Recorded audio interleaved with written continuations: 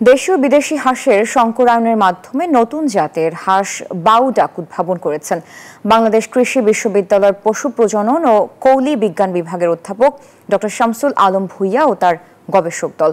দেশি হাঁসের তুলনায় 3 গুণ বেশি ডিম দেয় এই হাঁস। এজন্য এই হাঁস পালনে আগ্রহী হয়ে উঠেছেন প্রান্তিক খামারিরা। সিরাজগঞ্জ প্রতিনিধি আব্দুস সামাদ সায়েমকে সাথে নিয়ে ময়মনসিংহ থেকে বিস্তারিত সৈয়দ নোমানের প্রতিবেদনে। বাংলাদেশ কৃষি বিশ্ববিদ্যালয়ের গবেষকরা দেশি ও বিদেশি জাতের হাঁসের সংকরায়নের মাধ্যমে নতুন একটি জাত উদ্ভাবন করেছেন।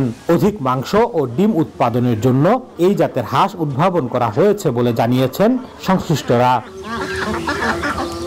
দেশি হাঁস বছরে 70 থেকে 80টি ডিম দেয়, আর সেখানে বাউডাক 220 থেকে 230টি ডিম দেয়।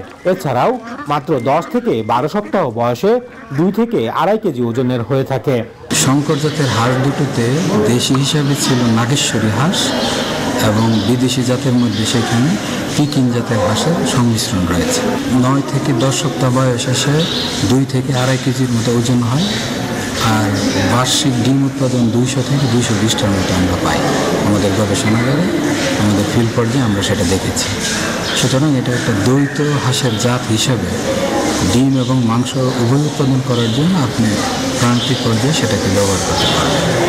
দ্রুত বৃদ্ধির ক্ষমতা, কম মৃত্যুহার ও বাজারে ভালো দামের কারণে এটি দেশের প্রান্তিক খামারিদের মাঝে দিন দিন জনপ্রিয় হয়ে উঠেছে। এটা রোগ ব্যাধি কম হয়, আরও হয় হলো মনে করেন যে অল্প সময়ে মাংস বৃদ্ধি করে, ওজন তাড়াতাড়ি হয়, এটাতে লাভবান বেশি হওয়া যায়।